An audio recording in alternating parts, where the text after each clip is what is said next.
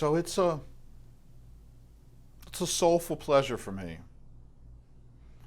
to get to do this last capsule, this last module, sharing with you something that's basically my life's work. And I've been evolving this and working on this for 20 years. It took me 20 years to write the book, and I just published the book last year. And it's pretty exciting, I think. I'm biased, obviously, but it's pretty exciting work. And it is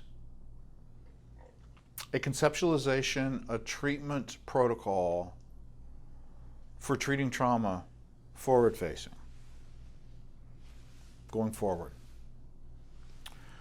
And it utilizes all the active ingredients of effective traumatic stress treatment, and doing that in a way that produces immediate change, not waiting till we've worked through the traumas, but immediately resolving the trauma of the past by working here in the present, and immediately having better quality of life. I'd like to share this with you, and what I believe is that even if you are going to go back and work through childhood sexual abuse memories, that you want to be doing forward-facing trauma therapy between sessions, that this is an ancillary process that can continue alongside of whatever other therapy methods that you're doing to maximize your client's growth and accelerate treatment. So I want to talk a little bit about it first. There's a cover of the book, and I want to draw your attention to, and I just last week I've spent a bunch of time on the phone with the attorneys and just registered the forward-facing trauma therapy trademark. So I've trademarked this because it's something different. And I want you to notice the subtitle of the book, Healing the Moral Wound. What the heck's that mean? And before we get into the process of how to do forward-facing trauma therapy, I want to talk about that for a second. And that's one of the most insidious pieces, I think, of traumatic stress, is the demoralization that happens as a result of trauma. And there's really two moral wounds that come with trauma. There is an acute moral wounding and there's a chronic moral wounding. The acute moral wounding happens at the time of the trauma. It's people that have never been traumatized. They have what Ronnie Bullman called an assumptive world. That we have these assumptions, this schema, that the world's basically a good place, that we can get our needs met, that people are basically good, that if I work hard, I will be rewarded. You know, those kind of basic assumptions of the world. And after we get traumatized, that is blown up and the world becomes a dangerous place. I cannot get my needs met. People are bad and dangerous, and I am weak and damaged. Is that there's that shattering of all that. But even more insidious is what happens hour to hour, day to day in the life of a trauma survivor. Because trauma survivors are like you and me. They wake up in the morning and they decide they're going to be a good husband, a good mother, a good employee, that they're going to work hard today, that they're going to be kind to the people that they meet. And then they go to the grocery store and the little woman in front of her, in front of the person is counting out her pennies to pay for her groceries. And the trauma survivor is late for an appointment. And what's happening is they're perceiving more and more and more threat. and they're already overcharged, and so they come up, and get so charged that they can no longer hold the intention. And they say something sarcastic like, "Take all the time you need, lady," and come out the side of their neck. Or they just drop their groceries there and storm out. They breach their integrity. I'm going to be a good father today, and go, as I talked to example earlier, and go into their daughter's room and find that it's messy. And how many times have I told you? The husband whose wife rolled her eyes, his intention was to be loving, kind to his wife. He got blown out and could not. And instead of being aggressive, he was avoidant. That he breached his integrity. His integrity was to be present, loving, kind husband and father. His integrity was breached. How frequently do you think trauma survivors breach their integrity? It's pretty constant. It's ongoing. And what happens over time when a person is consistently and habitually in breach of their integrity? One is they get symptomatic, and I didn't go looking for that, but that's a blind pig finding an acorn in the mud. That's interesting to me. And, dissertations can be written on that, about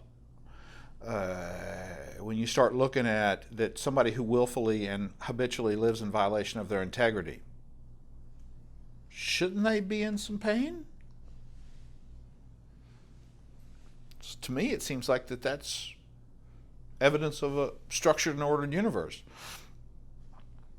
It's kind of a chicken or an egg thing, but it certainly makes good sense of pathology, that if I am in constant violation of my integrity, I should be experiencing some discomfort. Otherwise, why would I change?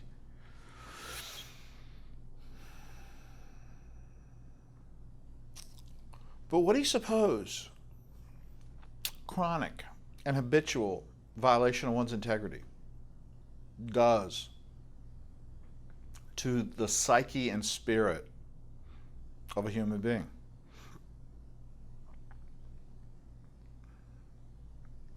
It produces self-hatred.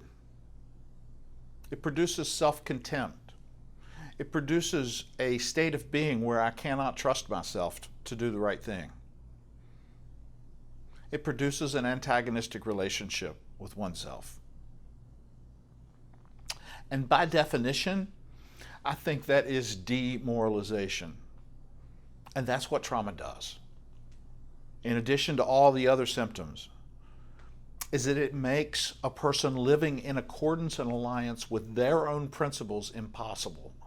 And the only meaning, until a person learns about the autonomic nervous system functioning and learns how to regulate it, the only meaning that they've got to make sense of why I can't be a nice person,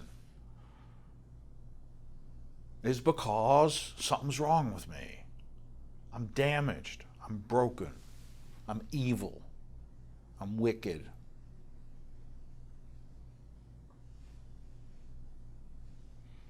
I still know that there's very much I ever do as a clinician than getting to facilitate the healing of that with my clients.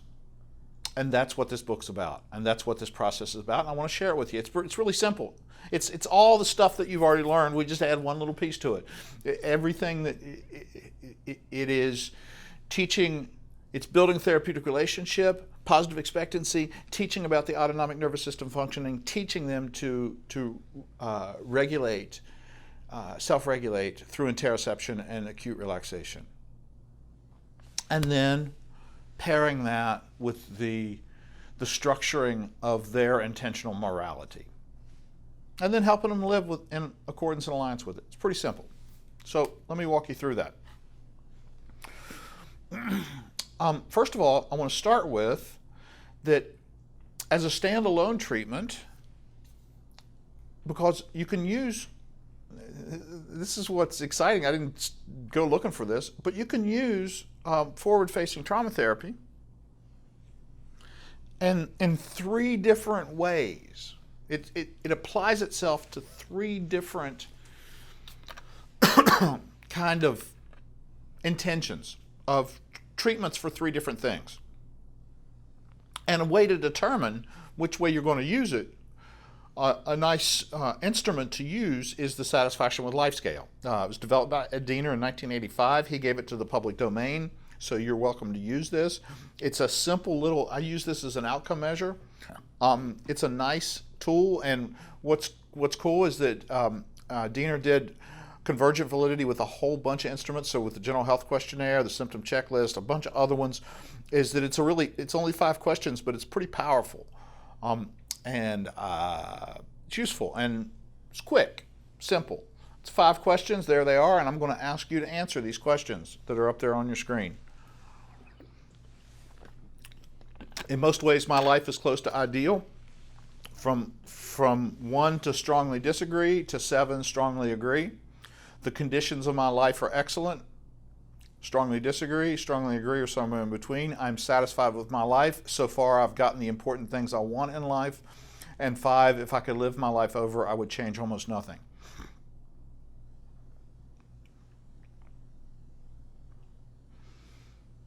And when you answer those questions and you add them up, you're going to come up with a number between 5 and 35. 5's the lowest you can get. 35's the highest you can get. Now, when you look at the results here, the table is the way that Diener has kind of stratified these scores. 25 to 31, extremely satisfied. 26 to 30, satisfied. 21 to 25, slightly satisfied. 20, neutral. 15 to 19, slightly dissatisfied. 10 to 14, dissatisfied. And 5 to 9, extremely dissatisfied. Well, what I've done is stratified these scores into 3 different categories. And so, and these are the different ways that you can use forward-facing trauma therapy. So with folks that have scores of lower than 15, then you're going to be using forward-facing trauma therapy primarily as a safety and stabilization. You're going to be leaning heavily on the self-regulation component of helping them to be stronger, faster, smarter, improve performance, diminish symptoms. That is the purpose of that for patients who have, and also you think about the correlation with the TRS. They're going to have low TRS scores also. With folks that have scores between 15 and 25, then those folks are doing, they're moderate, they're in the middle. So this is both coping and enhancing resilience. So we're instead of, with the first group, we're treating symptoms. Second group, we're treating symptoms and enhancing quality of life. Third group, from 26 to 31 to 35, we are optimizing. We're helping them to develop excellence and grace in the situations of their lives, to get more fine and more intentional in every little mindful activity of their lives. So there's 3 different kind of ways that you can use this, and you can do your scores and then think about how you want to apply this in your life if you're interested in doing it. So forward-facing trauma therapy happens in 3 phases. The first phase is predicated on a platform of a good therapeutic relationship. And one of the things that I wanted to say before I go any further is that forward-facing trauma therapy does not require, and this is part of a vision, it's a grandiose vision that I have, and I'll share it with you. Part of the reason why I did forward-facing trauma therapy is forward-facing trauma therapy is implementable peer-to-peer. You do not have to have an advanced degree to help people to coach people to write their intention, and then to help them to live intentionally by confronting perceived threats with a relaxed muscle body. There's nothing clinical in that. A pastor can do that, a teacher can do that, a friend can do that, a parent can do that with a child, is that this is the possibility. It is an articulation of my vision that it won't happen in my lifetime, but sometime in the future, I hope that what 12-step fellowships have done for addiction and alcoholism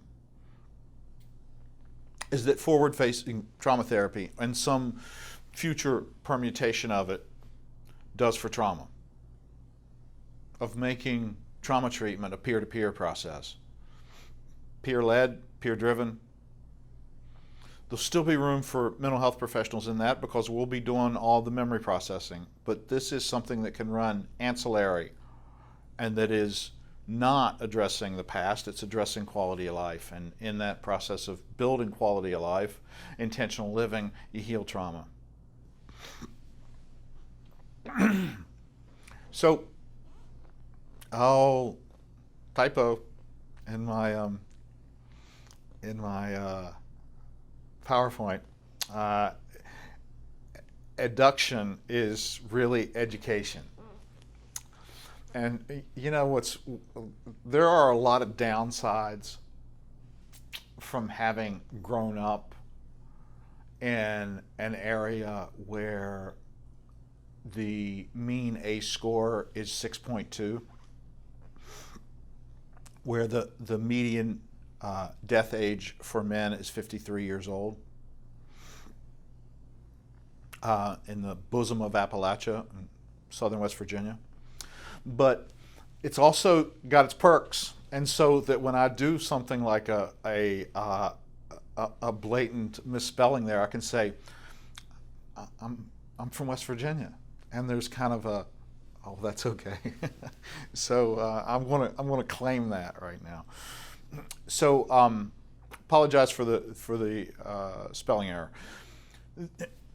Forward-facing trauma therapy happens in three stages, and the first stage is education and skills building, and we've done that. That is the tools for hope. That is teaching your clients about the autonomic nervous system, perceived threat first, and then the autonomic nervous system functioning, and then teaching them to regulate that autonomic nervous system functioning, and then helping them to practice and develop mastery with skills development for self-regulation. And then the second part is constructing intentionality, getting intentionality into words. It's the first time you heard that. I'll say that a whole lot more in the next half an hour.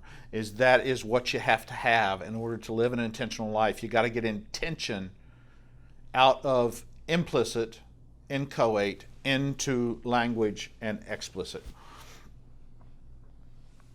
And so that means doing some contemplative writing, and that also means making a declaration. And then it's, once again, that there's no, you see here, there is no technical mental health stuff going on. And then the final stage is coaching.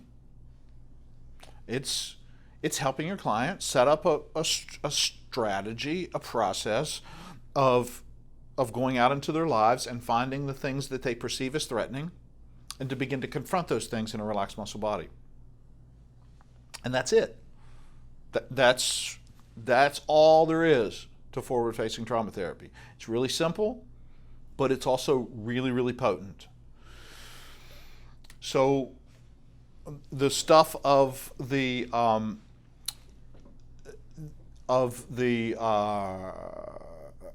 educational phase is teaching them about, those are all the components of that. I'm going to add a section onto this course. I'm not releasing it straight away with it, but I'm going to come back, and it'll probably be a month or so, and insert in the Tools for Hope component and bring forward Porges' work on the polyvagal theory. I want to do a little bit more work around that and get that nice and succinct, because I don't want to go way off into, if I did it today, I would be doing it a lot more theoretical, and I want to turn it into how do you use polyvagal theory in treatment. But it's a little bit different 21st century view of the autonomic nervous system. And for those of you that are interested in looking at it, then I would direct you to Stephen Porges' work. And once I've taught them that stuff, I make sure they see this YatesDodson curve. And if you'll notice on the YatesDodson curve, as we talked about yesterday, I added this little piece here, and you see that on the left-hand side is intentionality, the right-hand side is reactivity. And that has been really good language for me to help my clients to understand this, is that every behavior is either intentional or reactive. And instead of good, bad, right, wrong, positive, negative, getting out of those values, is this what you intended, or was this a compulsive action? And we want to do less compulsive and more intentional. That's the focus of forward-facing trauma therapy. And to explain that process through the lens of YatesDodson, so that you got YatesDodson now to refer to. Oh, you're over on the right-hand side, let's get you back on the left-hand side. You're in reactivity, let's get you back over to intentionality. And then the skills building. And we've done all of that. You've learned all of these different capacities for acute muscle relaxation to move from the right-hand side to the left-hand side of YatesDodson curve to affect self-regulation. Now, what you haven't learned, and what for those of you that are watching this that are interested in putting this into practice, then I've included all of those resources in the link under this module. And I've been wishy-washy back and forth between, is it the writing of 2 documents or is it the writing of 3 documents? In the book I've got 3. Here I have 2. The 2 that are absolutely crucial, and then the 1 that is optional. The 2 that are crucial, that are required, is the writing of a covenant or a mission statement, whichever you want to call that, and the writing of a code of honor. Now, a covenant, a mission statement, is the statement of your purpose. Why are you alive? What's your purpose here? For the rest of your days, what is your mission, your purpose? And I think I told you about, mentioned previously in this course, Eric Greitens, who's one of my, I think he's somebody to watch. He's an ex-Navy SEAL. He's was a Rhodes Scholar, and he's now the governor of Missouri. And he wrote a wonderful book a few years back. I think it was 2008 or 9 that he published it. It was a bestseller, and it was called Resilience. And one of the quotes from that book that I just love is he says that the reason why you are suffering is because you don't know what you're doing here. And he spends a lot of time in that book talking about how important it is to have mission. That without mission,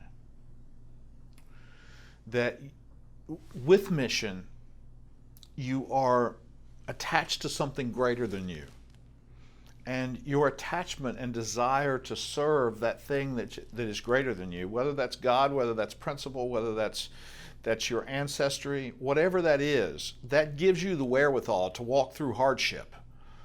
It immediately increases your resilience and your strength to be able to tolerate discomfort for the outcome of having fulfilled your mission. When people don't have mission, then they get a hangnail and they get overwhelmed. So part of what this writing exercise is to help your client clarify mission. And it's a set of exercises of what I call contemplative writing. I ask them to take 60 to 90 minutes of time of spending over the evening, sometime over the next week. When I do this in session, I give them the exercises and I say, I'd like for you to take at least 60 minutes of time and do some writing and decide what you want to keep from your past and what you want to change. But I'm going to ask you to articulate why you're here on this planet and what you're going to do for the rest of you. What are you dedicated to? What is it that you want to achieve?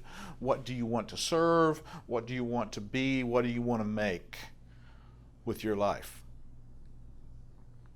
And I'm going to ask you to write that. And then secondly, I give out a template, and you probably already opened it and looked at it, that has a set of principles. And I asked my clients to select 6 to 12 of those principles that become the points on your moral compass. They're principles.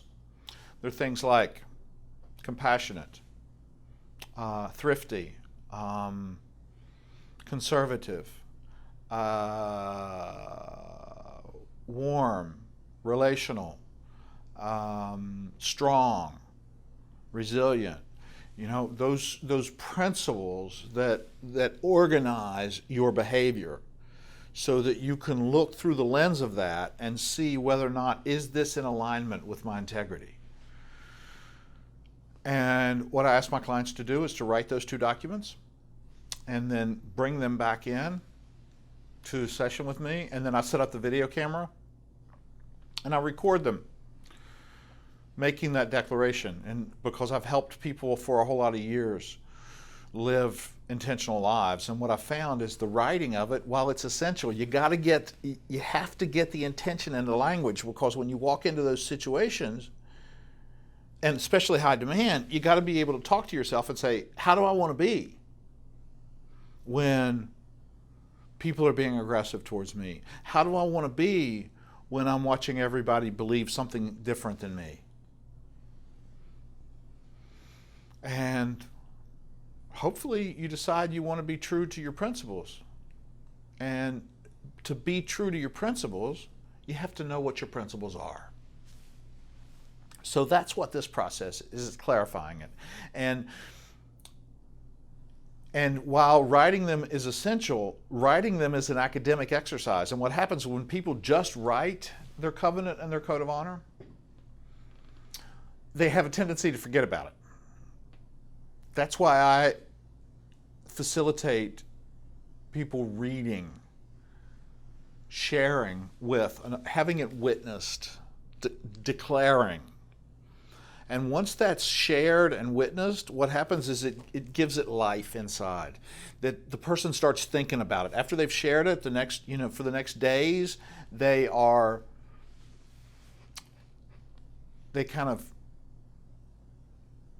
it's intrusive in a good way. That they're thinking, am I following this? Am I living close to this?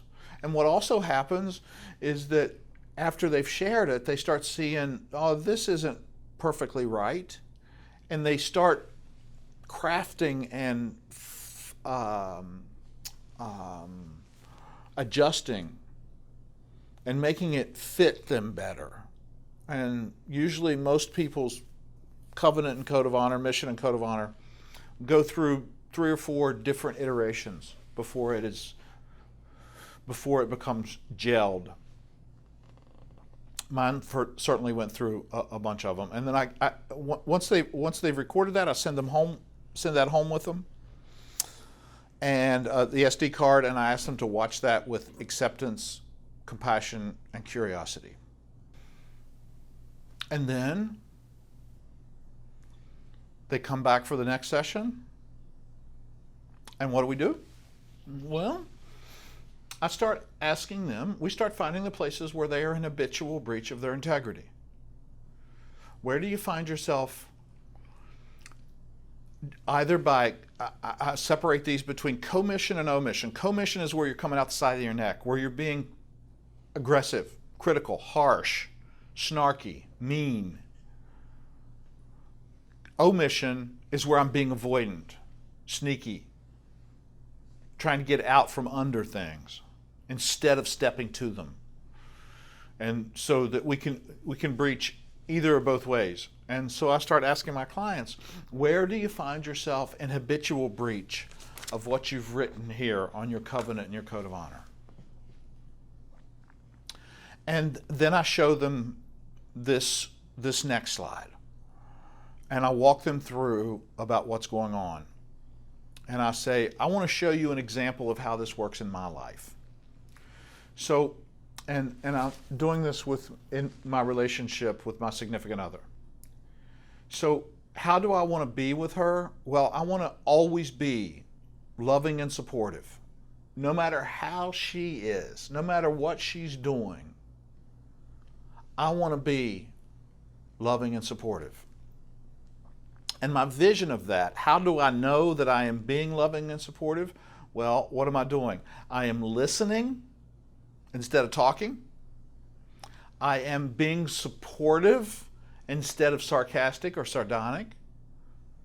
And I am feeling, I'm not faking it, I'm feeling a sense of desire, attraction, love for her. That is what my integrity looks like.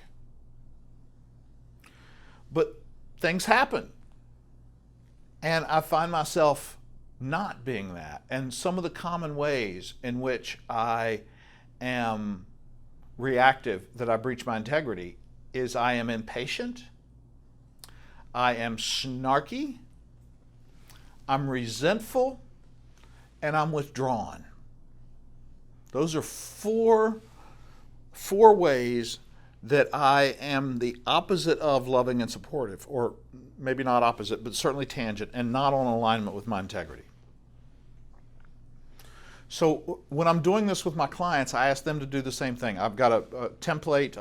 You also will see that download that looks a lot like this. And I have them fill in what is their covenant, their code of honor, what principle do they want to live by. I ask them to identify the outcome of what does that look like when you're in that situation being that way, and then what are some of the ways that you find yourself in habitual breach of that intention. So we fill this out, and it's called a reactive to intentional worksheet. It's in you can open that up and look at the PDF or download it and print it and do it with me if you'd like to. The next thing I do is that we want to back up. And this is the most challenging part. This is where it takes some experience and some skill. And you need to have done this a few times. If you do it with yourself, you're a whole lot better at doing it with others. Is if you back up 5 minutes, 10 minutes, half an hour, 10 seconds, there is always something that precedes the breach, the commission or the omission. There is always something that you encountered in the world. You know, you flipped the bird in traffic. Well, you didn't flip the bird in traffic because you were driving along the road and looking at the scenery. Something happened. Somebody did an aggressive move. Somebody honked their horn at you. Somebody said or did something to you. What was the sensory thing that happened that caused, that I won't say cause is the wrong word, that triggered, elicited these omissive or commissive breaches of your integrity? And to get a little more subtle, you know, usually when I'm starting doing this with my clients, we start with overt behaviors, things which are videotaped. So if I could videotape you in violation of your intention of being compassionate, what would you be doing? So we want to start with overt behaviors. As we get better and better at this, we can start to use internal behaviors, which are thoughts, you know, that holding judgment or criticism or whatever else that is an internal violation. But you want to start with the easy, quantifiable, really real world, measurable behaviors. And here's where we teach our clients what's really going on. Is what's happened when that person has honked their horn at you, or the woman is counting her pennies in the grocery store, or you get the bill from your insurance company and your premiums have gone up 25%, and you start coming out the side of your neck and yelling at your children, those are not the cause. Those are the triggers. Why? What's going on? Well, you're perceiving a threat. You're perceiving a threat when the person honks their horn. You're perceiving a threat when the woman is counting her pennies. You're perceiving a threat when you get the 25% more insurance premium. And your body's doing what a body's supposed to do. It's charging you up with energy, and you are rapidly losing neocortical functioning. And a lot of times that happens in just a heartbeat, doesn't it? And that once the energy's gotten up above threshold, then you are compelled against your will to act out aggressively or avoidantly. You don't have choice anymore. Is that when you've let that space get all the way closed, you can't by an act of will stop yourself. You will act aggressively or avoidantly in that situation. It's compulsivity. So, are you in danger when somebody honks their horn at you? Rarely. Are you in danger when the woman's counting her pennies at the grocery store? Nope. I forgot what the third one was. Whatever that situation was, are you in danger? No, you're not. But so why would you perceive it as threatening? Well, the same reason that my client who locked himself down in his basement for fear of putting his hands on his wife perceived her rolling her eyes at him as a threat. It's because of painful past learning intruding into the perceptual system of the present, causing you to perceive threat where there is no danger. And with that perceived threat comes the activation of the sympathetic nervous system. And whoa, it inflames, it gets up so high so fast, then you lose neocortical functioning and you can't stop. Now that's an important piece of learning for somebody who is in habitual breach of their integrity. Because what it does is it is now a pardon. This is no longer a moral condition. Once the person gets that, it is no longer morality. It is biophysics. This is a biophysics problem. This is not a morality problem. You don't have morality when you're jacked up. You only have survival. So how do you heal that? Well, it ends up being pretty simple, doesn't it? I'm a one-trick pony. Sorry about that. That when we now use what little bit of neocortex we got, as that space is collapsing, as we use the little bit of neocortex that we got, we go, wait a minute, Eric, what did he say? Oh yeah, stop squeezing my cheeks together. And I don't mean these. And release the muscles of my core muscles. Woo, space widens back out. Immediately, I'm in a comfortable body. Immediately, 1 second, I'm comfortable. The compulsivity is gone. Gone. I do not need to do anything now. I can sit there behind the wheel and watch the person honking his horn at me and flipping me off, and I don't have to do anything. They're over there. If one of us have to have a bad day, it's better you than me. Seems to me that's maturation. And if you're going to play in the mud, I don't want to get down there in the mud and roll around with you. You can have all of it you like. I'm going to stay up here, dry and warm and happy. And as I stay in a relaxed muscle body, then what I can do is that I am now able to come back. I've now got a neocortex. And I can remember, what is my integrity? How do I want to be while I'm driving and somebody is flipping me off? Let me just wave.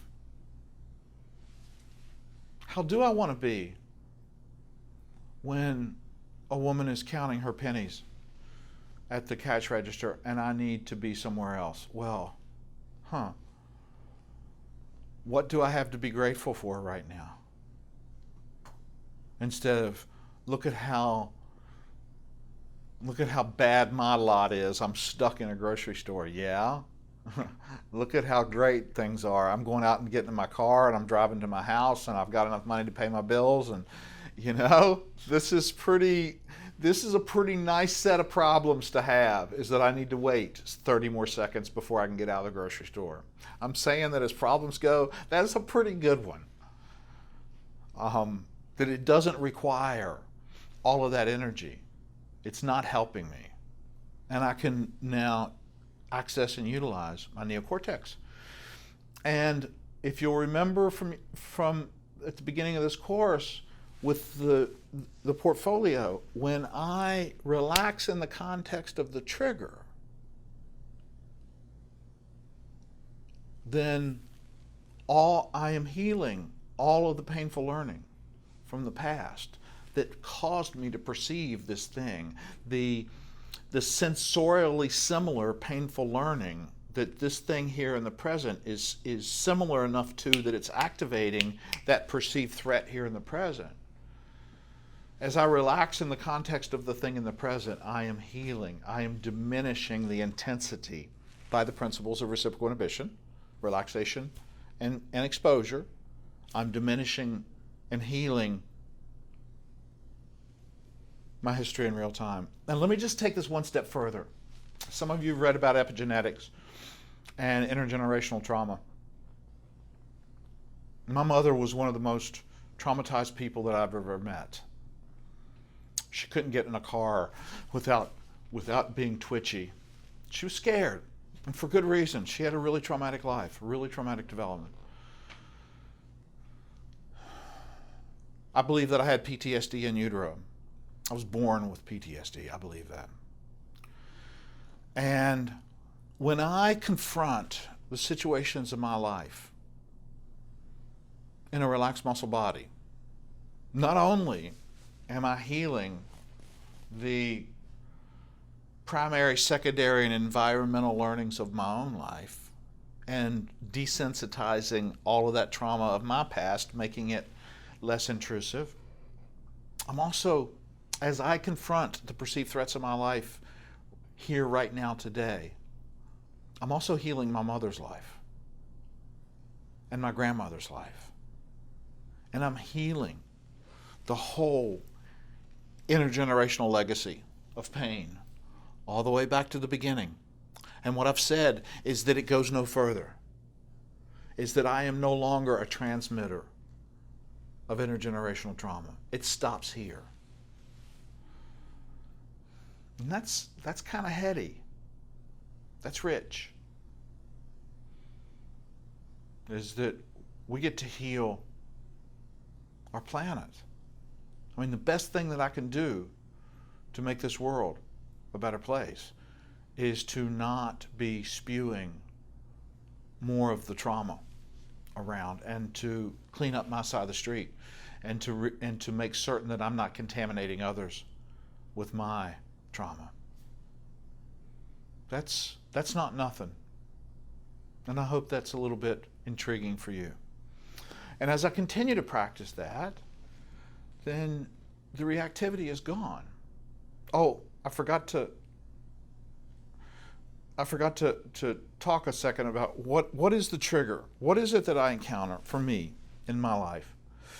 Is one of the big triggers for me is when I hear Margie tell me, Eric, you need to, or Eric, you should. And I immediately inflame. Am I in danger when the person that I love tells me I should do something or I need to do something? No, zero. So why would I perceive her telling me you need to? You think I have any painful learning with hearing those words? Yeah. And for those of you who are familiar with attachment trauma, there was a lot of attachment trauma in that. Instead of my caregivers kind of getting into my world and helping me to understand what was going on with me, they were telling me what I needed to do to make their lives easier and more expeditious. And they did the best they could. I'm not indicting them for that. But there was a wounding that happened with me then. It was painful, and it happened a lot. And what it was that I was not important, that their agenda was important, and that the attachment bond was lost in that. And it hurt. I didn't ask for it to hurt. I didn't know how to be anything other than hurt. Today I can, but I didn't as a child. And so there's lots of those experiences that when I hear that from her, whew, there's an immediate inflaming. And it doesn't matter how much I want to say that's not a big deal, that as you learned earlier, that's bypassing the neocortex. My body's already inflamed. There is already the activation before I'm even conscious of it. So as I dial down, I can go, oh, wait a minute, yeah, of course this is happening. And what's nice about forward-facing trauma therapy is that the more you practice it, then you can start asking yourself, why am I perceiving so much threat in the context of this thing? Why is it that when somebody looks at me like that? Why is it that when somebody gets close to me like that? Why is it when I smell this, I get so jacked up? And what you're doing now is you're doing narrative processing by yourself. You are now going and finding. Instead of looking at that stuff with, oh my God, I don't want to look at that, you're now curiously going, what are the experiences of painful learning that taught me to perceive threat when this thing is happening here? And there's always a narrative that's always there, and you find yourself going, oh, duh, of course I'm going to be perceiving threat here in this situation. That's adaptive. And what you end up with is some self-compassion, and it just dissipates. It's like, oh yeah, of course I'm going to perceive threat. There's no danger. Let me relax and kind of move on through this. And you're doing that narrative piece without having to pay a psychotherapist fee. And as you continue along that process, you are achieving your vision. And what do you suppose happens when a trauma survivor, I remember a Vietnam veteran that I worked with, and he was on alert, a long-range reconnaissance patrol in Vietnam with 6 guys on a fire team, and they were coming back. They got ambushed, and 4 of them were killed, and there were only 2 of them left, and they hunkered down that night, and he was, and my client was on patrol, and the VC walked within 100 yards, and he said it was really misty, but I could see them through the mist. And his buddy that had survived was sleeping.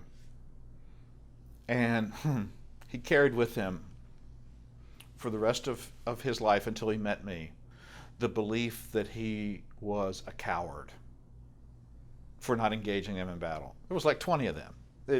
He and his partner would have been dead. But the message that he carried away from that conflict was that I'm a coward.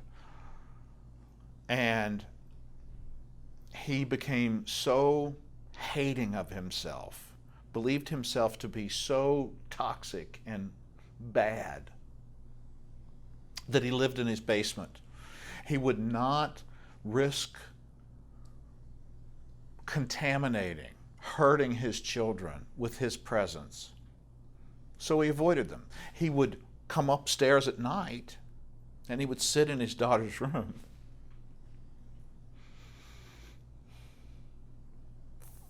And watch her sleep. And when we worked through his trauma and he was able to get that differently and start to engage where that was no longer intruding with such intensity that he couldn't tolerate emotional intimacy. And he got to go watch his daughter graduate from college. And it was beautiful. And what do you suppose happens when a person starts finding themselves? being able to successfully walk through those situations and hang on to their integrity and get done with it, and be able to see that they didn't violate their integrity and they were able to be successful in being who and how they want to be. What impact does that have on the way a person sees themselves in the world? It's pretty potent, isn't it? And I just don't know, man, that there's anything I do that lights me up more than that, of getting to facilitate and getting to watch joy on my client's face of when they come in and they report to me how they were able to hold on to their integrity. And people who can start to live with integrity and that starts to be important to them, what happens is their narcissism dissipates, that they don't need validation from an external source. And they become more self-efficacious, they become more resilient, and they like themselves. They respect themselves. And that is healing the moral wound. And that the more the person does that, the more they are healing the trauma of their past. And they're able to, I think I articulated this to you yesterday. I've been engaging in this for over 15 years. And probably when I started on this, I was probably intentional and living with integrity about 10 or 15% of the time of waking consciousness. Today I'm up to probably, 75 or 80% of the time. But what's interesting is the internal experience of that is I don't experience myself having integrity 75 or 80% of the time. What I experience myself doing is being on the verge of violation all the time. Because when I come to awareness, I'm jacked up and I'm feeling the impetus to choke somebody out. And what do I don't do that, I don't act on that, but that's how I catch myself. So it always feels a little bit like I've screwed up. But what happens is I release and I relax and I'm able to now be intentional in that situation. I've caught myself. But it feels like what's happening is I'm failing and I'm failing and I'm failing and I'm failing. I'm just correcting more frequently and more quickly. And as I catch myself more quickly and correct more quickly, then what's happening is I am more and more and more successful. It's a little bit paradoxical. But I certainly like myself more than I used to. And so that is forward-facing trauma therapy. And it kind of finishes up with this really, I think, elegant, simple formula for hope. Is that when I get my intention into words, and I pair that intention with when I am aware and conscious of what my intention is, and I pair that with a relaxed muscle body, I will always be intentional. I will never violate my integrity. Every time I violate my integrity, I'm missing one or two or both of those things, that they are not together at the same place. When I bring the two of those things together, a relaxed body and my intention into words, then I am always able to be 100% intentional in those situations. And I have a comfortable body, and I have maximal motor and cognitive control. I think that's kind of cool. That's really simple stuff, and it is earth-shaking.